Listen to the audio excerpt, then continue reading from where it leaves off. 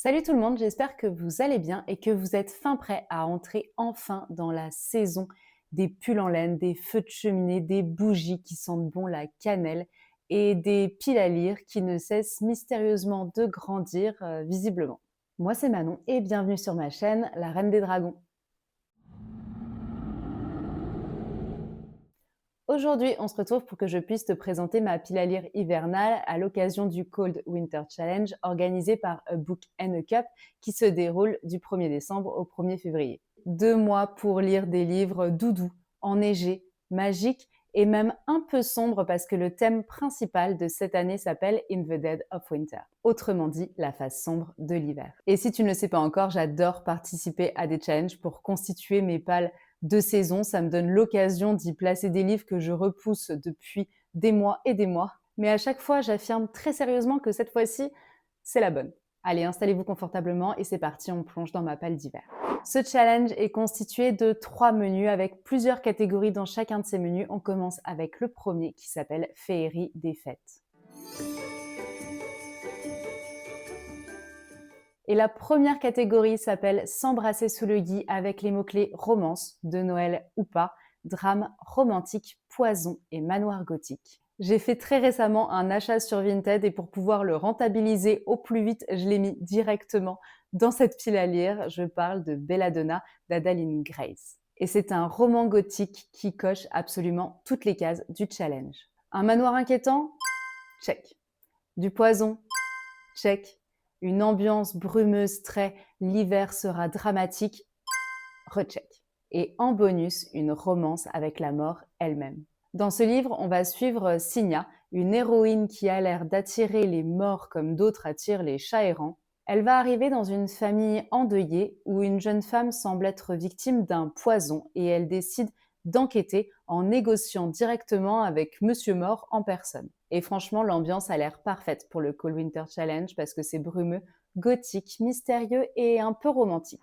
La deuxième catégorie de ce menu s'appelle Histoire de fantômes sous le sapin avec les mots-clés fantômes, surnaturel, histoire courte, famille, partage et multigénérationnel. Et dans cette catégorie, j'ai décidé de faire un combo parce que pourquoi choisir quand on peut se faire plaisir? D'abord, j'ai ajouté La 9e maison de Leigh Bardugo aux éditions J'ai lu. Et là, on est en plein dans le thème, des fantômes qui hantent un campus élitiste, des traditions pas très nettes et des sociétés secrètes qui font des trucs qu'on ne veut clairement pas voir dans les couloirs tard le soir. On va suivre Alex Stern, une jeune femme au passé difficile qui est recrutée à Yale pour sa capacité très particulière.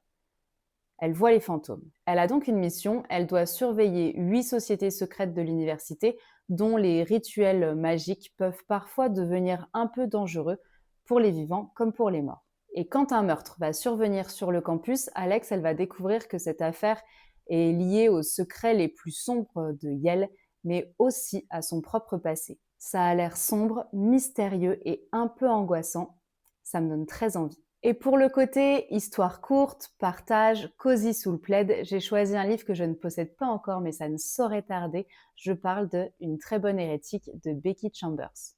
On n'est pas du tout dans les fantômes cette fois-ci, mais dans un récit court, doux, très introspectif, qui parle de transmission, de communauté et d'humanité. Dans ce recueil de nouvelles, on va suivre une jeune mécanicienne qui va quitter son monastère pour parcourir le monde et comprendre qui elle est vraiment. Et au fil de sa route, elle va rencontrer une intelligence artificielle assez curieuse qui cherche elle aussi à découvrir ce que signifie vivre, ressentir, exister. Et ensemble, elles vont explorer la quête de sens, la transmission et l'idée de trouver sa place dans un monde plus vaste. En bref, l'un me glace le sang, l'autre me réchauffe le cœur. Je me suis dit que ça faisait un bon équilibre pour le mois de décembre.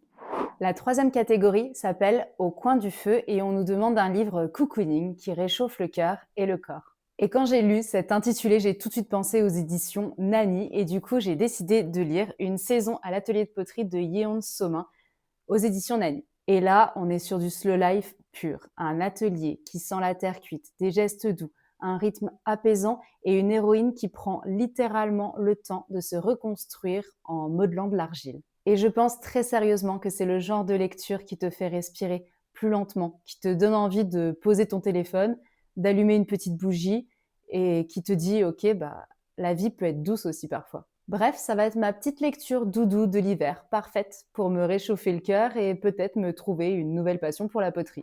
La catégorie numéro 4 s'appelle Deck the Halls et on nous demande une couverture rouge et ou verte. Et en regardant un peu dans ma bibliothèque, j'ai pas forcément trouvé de couverture rouge et verte, du coup j'ai décidé d'en prendre une rouge et une verte. J'ai donc décidé de sortir le livre le plus rouge pétant que je possédais avec Apprentice to the Villain de Anna Nicole Mehrer aux éditions Calix. C'est le deuxième tome de la série Assistant to the Villain. Et j'avais tellement aimé le premier tome que je n'attends qu'une seule chose, c'est de pouvoir lire le second. Dans ce livre, on suit Evie, une jeune femme qui se retrouve assistante d'un vilain assez charismatique. Et cette suite promet beaucoup d'aventures, des rebondissements et toujours un méchant pas si méchant que ça. Je trouve vraiment que c'est le livre idéal pour les amateurs de cozy fantasy teinté d'humour et de romance. Avis au personnel, il y a eu une augmentation inquiétante de gaieté et d'optimisme ces derniers temps. Veuillez laisser vos anciennes terreurs reprendre le dessus dès que possible. Signé les ressources humaines. Et pour la couleur verte, j'ai vraiment très envie de lire Powerless de Lauren Roberts aux éditions Olympe. Et ici, l'histoire se passe dans un univers où certaines personnes ont des pouvoirs magiques et d'autres, comme l'héroïne Pédine qu'on va suivre, n'en ont pas. On a donc une société divisée en deux catégories. D'un côté, les élites, ceux qui ont des pouvoirs, et de l'autre, les ordinaries, ceux qui n'en ont pas. Et les personnes dépourvues de pouvoir dans cet univers sont complètement marginalisées, persécutées, considérées comme indésirables, voire dangereux. Et notre héroïne, pour survivre, va devoir cacher sa vraie nature et va donc s'inventer une capacité de médium afin d'éviter les persécutions. Le problème, c'est qu'un jour, elle va être sélectionnée pour participer à une compétition regroupant des épreuves cruelles destinées aux élites pour prouver leur pouvoir. Mais comme elle n'en a aucun, elle va devoir continuer à mentir, se faire passer pour une fausse élite et lutter pour rester en vie. C'est un peu Noël, version fantasy. T'as pas de pouvoir, mais tu peux quand même sauver le monde. J'avais longtemps hésité à lire ce livre parce qu'il a été beaucoup comparé à Hunger Games, qui est ma saga préférée. Et du coup, j'avais peur d'être déçue. Finalement, j'en ai entendu tellement de bien que, allez, c'est pour cet hiver, c'est sûr. Et on continue avec le deuxième menu qui s'appelle Froid polaire. Et on commence avec la catégorie Stalactite ensanglantée qui regroupe les mots-clés thriller, policier, cozy murder, mystery, peur et frisson. Et dans cette catégorie, je me suis un peu lâchée parce que j'ai décidé d'y glisser 3 thrillers que j'ai vraiment envie d'ouvrir cet hiver. Tout d'abord, Glacé de Bernard Minier aux éditions Pocket. Imagine un thriller où la neige, le froid et les Pyrénées deviennent presque des personnages à part entière. Et où un cheval décapité déclenche une enquête qui va te tenir en haleine du début à la fin. C'est en tout cas ce que promet ce roman où l'on va suivre le commandant Martin Servaz qui va enquêter dans cette affaire qui s'avère être bien plus sombre et complexe qu'un simple crime isolé. Entre suspense, frisson et mystère, c'est je pense un thriller parfait pour cet hiver et pour ceux qui aiment le danger sans sortir de chez eux. Et pour être honnête, j'ai décidé de le glisser dans cette palle parce que j'ai lu N'éteins pas la lumière cette année de Bernard Minier que j'ai adoré et je me suis rendu compte un peu tardivement qu'il faisait partie d'une série, donc la série du commandant Servaz. C'est le 3e tome et j'ai tellement aimé que je me suis dit faut que je recommence du début pour que je comprenne tous les détails de cette histoire. Ensuite, j'ai sélectionné un des rescapés de ma pile à lire d'automne que je n'ai malheureusement pas eu le temps de lire et je parle de Derrière les portes de Béa Paris aux éditions Le Livre de Poche. Et si Glacé va me faire frissonner dans le froid des Pyrénées, celui-là joue plutôt sur la tension psychologique. Si je vous plante le décor, on parle d'une maison parfaite, d'un couple charmant et de beaucoup de secrets qui ont l'air vraiment sombres. On va suivre Grace, une jeune femme qui emménage dans une magnifique maison avec son mari Jack, mais rapidement, la façade parfaite du couple et de la maison cache des secrets vraiment inquiétants. Et alors que Grace va commencer à découvrir des incohérences et des mystères, la tension va monter petit à petit. J'adore ce genre de roman en huis clos. En plus, il est tout petit, donc je pense qu'il va se lire vraiment vite. Il est parfait pour la saison. Et enfin, dans cette même catégorie, j'ai décidé de glisser un thriller de Noël. Si je ne le lis pas maintenant, je le lirai jamais, donc autant le mettre dans cette pile à lire. J'ai décidé de lire L'heure secret de Angelina Delcroix, publié chez Hugo Poche. Dans ce roman, on va suivre 2 couples qui acceptent d'échanger leur maison pour Noël, un genre de The Holiday, mais en thriller.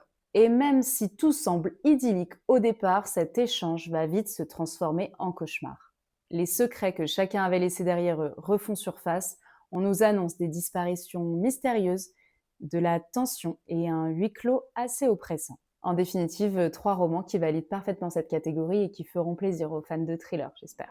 La prochaine catégorie s'appelle Marcher dans la neige avec les mots-clés nature writing, littérature de voyage, grands espaces, nature et solitude. Et je vous avoue que j'étais pas trop inspirée pour cette catégorie, néanmoins, j'ai retrouvé dans ma bibliothèque Là où chantent les écrevisses de Delia Owens aux éditions Point. J'ai beaucoup entendu parler de ce livre, il a eu de très bons avis, j'en ai entendu que du bien, donc je me suis dit que c'était le moment ou jamais de le lire parce qu'il correspondait à tous les mots-clés de cette catégorie. Dans ce livre, on va suivre Kia, qui est aussi appelée la fille des marais et qui va grandir seule au milieu des vastes marais de Caroline du Nord. À l'âge de 10 ans, elle va être abandonnée par sa famille et elle va donc apprendre à survivre en harmonie avec la nature, les animaux et les saisons. Je me suis pas beaucoup penchée sur le résumé parce que j'aime bien me garder un peu de suspense, mais j'ai l'impression que l'histoire mêle solitude, découverte de soi, et beauté des grands espaces, tout en abordant la complexité des relations humaines et les secrets qui peuvent habiter une petite communauté. Ce livre me donne très envie parce que j'ai la sensation que c'est un roman qui s'annonce comme une promenade en pleine nature. La troisième catégorie s'appelle The Wild Hunt avec les mots-clés prophétie, destinée, chasse, quête et chute. Et alors là, je me fais un peu violence parce que c'est un livre que j'ai depuis des mois et je ne sais pas pourquoi j'ai du mal à le sortir de ma bibliothèque. Et je parle d'une braise sous la cendre de Sabaa Tahir aux éditions Big Bang. Je l'ai acheté il y a longtemps et aujourd'hui, je suis plus sûre qu'il va me correspondre. Peut-être le fait que ce soit du young adulte. Même si l'histoire me tente bien, j'ai un peu peur d'être déçue et du coup, j'ai tardé à le sortir de ma bibliothèque. Le challenge tombe à pic. Dans ce roman, on suit Laïa, une jeune esclave qui se retrouve plongée dans un monde brutal où le destin et les prophéties dictent la vie de chacun. Et pour sauver son frère qui est actuellement emprisonné, elle va devoir s'aventurer dans l'Empire et affronter tout un tas de dangers. En parallèle de ça, on a un deuxième personnage, Elias, qui est un héritier torturé et qui cherche à échapper à sa destinée imposée tout en étant mêlé à des jeux de pouvoir. En somme, ce roman s'annonce comme une véritable quête qui promet suspense, mais aussi romance, intrigue politique et lutte pour la survie. Il y a 4 tomes qui sont dorénavant tous disponibles, donc je pense que c'est le bon moment pour me lancer dans cette saga pour savoir si je la continue ou non.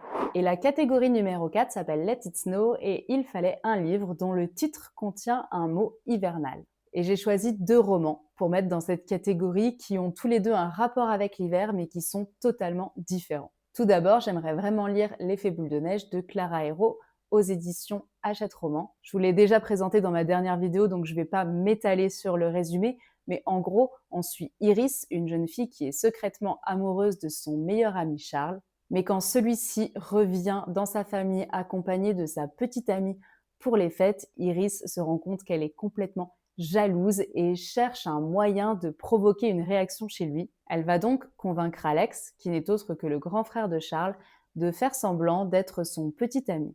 C'est une romance hivernale qui s'annonce tendre, pétillante et pleine d'émotions. Mais dans un tout autre registre, j'ai aussi très envie de lire Hors piste de Ali Reynolds aux éditions Le Livre de Poche. Ici, on va suivre un groupe de snowboarders qui vont se retrouver sur un glacier isolé où 10 ans plus tôt, une de leurs amies a mystérieusement disparu. Ils vont donc aller se réfugier dans un chalet isolé où des secrets vont ressurgir et où le danger rôde toujours. Et ce livre me donne très envie parce que je vous avoue que ça me fait un peu penser au film un peu cliché où un groupe d'adolescents se retrouve coincé quelque part et où ils vont tous mourir les uns après les autres. Et c'est mon plaisir coupable, j'adore ça.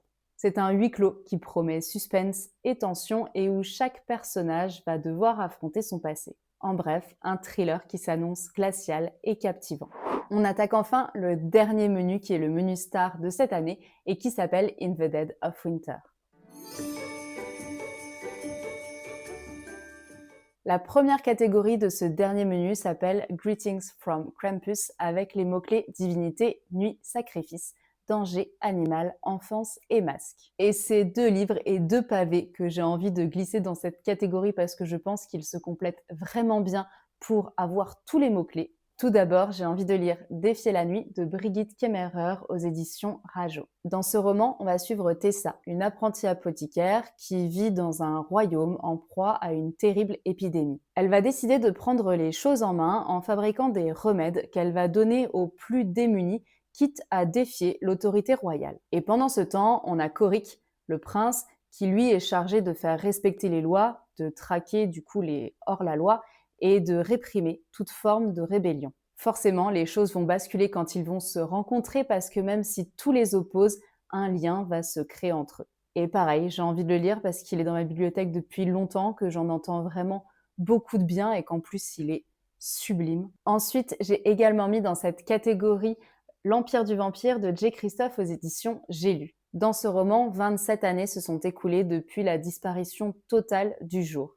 Les vampires ont gagné la guerre contre l'humanité et la Terre est plongée dans une nuit éternelle. Le personnage principal, Gabriel, un chasseur de vampires, est aujourd'hui emprisonné et dans ce livre, il va raconter son histoire. On va donc revenir sur son passé où il va expliquer la chute de la lumière, la guerre contre les vampires, les batailles et les pertes. Et c'est un récit qui m'intéresse parce qu'il semble mêler l'horreur, le désespoir, le sang, mais aussi l'espoir et la résistance. J'ai vraiment hâte de m'y mettre, mais c'est 800 pages, c'est un sacré pavé, il me fait un peu peur.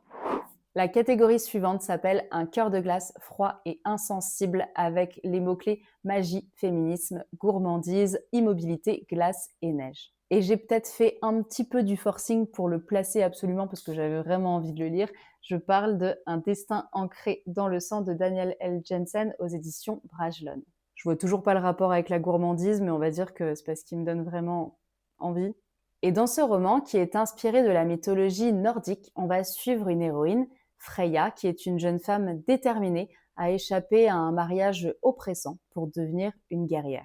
Et après une trahison brutale, elle est capturée et elle va être forcée de révéler sa vraie nature et elle est en fait une Skaldmo. D'après ce que j'ai compris, c'est une combattante bénie par une déesse et qui est capable de manier une magie assez puissante. Et même si le roman ici n'est pas centré sur l'hiver, il en reprend toute l'ambiance nordique. Et surtout, l'héroïne a l'air d'avoir un vrai cœur de glace. En plus, j'imagine vraiment que le féminisme sera au centre de cette histoire parce qu'on va suivre une Freya qui part à la reconquête de son autonomie et qui va lutter contre un rôle qu'on lui impose. Au final, c'est un roman qui parle de force, de liberté et de reconstruction dans un décor glacial et oppressant. Je pense donc qu'il pourra largement valider cette catégorie. La catégorie 3 s'appelle Le démon aux yeux bleus, le roi de l'hiver, avec les mots-clés pouvoir, amour, mythe, folklore, démon et beauté. Et là, j'ai mis un livre que je trouve parfait pour cette catégorie et en même temps, je ne me donne plus le choix que de le lire parce que j'ai acheté les 3 premiers tomes, je n'en ai lu aucun. Mais en même temps, je ne pouvais pas résister à la beauté de ces livres. Je parle de Bandit by Thorns de Elisabeth Helen aux éditions Chatterley. Et regardez-moi ce bijou. Alors, je ne l'ai pas acheté que pour sa beauté, mais aussi parce que le synopsis me donnait très envie. C'est une romantaisie qui revisite le conte de La Belle et la Bête. Moi, c'est mon conte préféré, mais en version beaucoup plus sombre, avec une ambiance féerique, presque glaciale. Et je viens de voir qu'il y a 3 petites flammes derrière. Ça s'annonce chaud, chaud, chaud. Dans ce livre, on va suivre Rosalie, une jeune femme qui a été enlevée par 4 fays maudits, chacun lié à une saison. Et en fait, ces 4 princes sont frappés d'une malédiction qui les transforme en créatures monstrueuses et Rosalie va devenir un peu malgré elle la solution à leurs problèmes. En tout cas, quand j'ai vu cette catégorie et les mots-clés, j'ai tout de suite pensé à ce livre. On retrouve la beauté envoûtante, l'ambiance féerique et la menace surnaturelle. La catégorie suivante s'appelle Hutte, petite hutte, tourne ton dos à la forêt et ta face vers moi, avec les mots-clés maison, secret, forêt, grand-mère, travaux d'aiguille et aventure. Et pour le coup, je pense que Le Dieu des bois de Lise Moore est un livre parfait pour cette catégorie. On est plongé ici en plein été 1975 quand une adolescente disparaît d'un camp de vacances. Et cette disparition va raviver un drame qui s'est passé 15 ans plus tôt où un enfant s'est aussi évanoui dans la nature après une sortie en forêt avec son grand-père. Et d'après ce que j'ai compris, ce roman va nous plonger au cœur d'une forêt pleine de secrets, exactement dans l'esprit mystérieux et un peu inquiétant de cette catégorie. Les maisons isolées, les non-dits familiaux, les vieilles histoires qui se transmettent, tout renforce un peu cette atmosphère de clair-obscur. On va suivre du coup une aventure d'enquête et en bref, c'est une histoire qui joue avec la forêt, les secrets et le silence, donc en parfaite adéquation avec les mots-clés proposés. Et on arrive enfin à la toute dernière catégorie de ce challenge qui s'appelle la chute du roi ou avec les mots-clés combat, cycle, changement, mort, fée et royauté. Et pour cette dernière catégorie, j'ai décidé de finir en beauté avec le prieuré de l'oranger de Samantha Shannon. Il y a un dragon sur la couverture, c'est ma passion et je ne l'ai même pas encore lu. J'ai un peu honte. Et honnêtement, il me fait un peu peur parce que ça m'a tout l'air d'être une véritable épopée.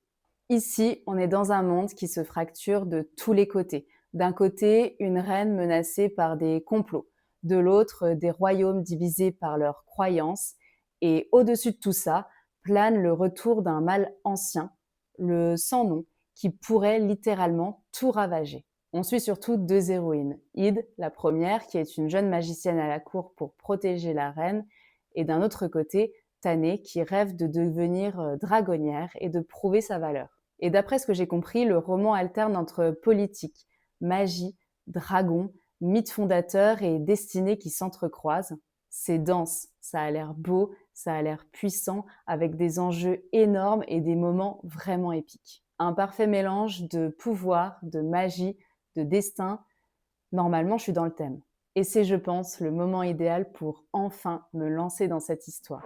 Voilà, j'ai terminé pour ma pile hivernale spéciale Cold Winter Challenge. J'ai tellement hâte de plonger dans toutes ces histoires et de partager mes ressentis avec vous pendant ces 2 mois. J'espère en tout cas, à l'aide de cette pile à lire, vous avoir donné quelques idées ou envies de lecture pour ces mois d'hiver. Si vous participez aussi au Cold Winter Challenge, n'hésitez pas à me donner votre pile à lire en commentaire. Et si vous avez déjà lu certains livres de ma sélection, donnez-moi votre avis, ça m'intéresse. Si la vidéo vous a plu, n'hésitez pas à laisser un petit like, un petit commentaire ou à vous abonner. Ça me ferait très plaisir et on se retrouve très vite pour de nouvelles vidéos. En attendant, je vous souhaite un mois de décembre tout doux, rempli de pages qui réchauffent le cœur. Salut!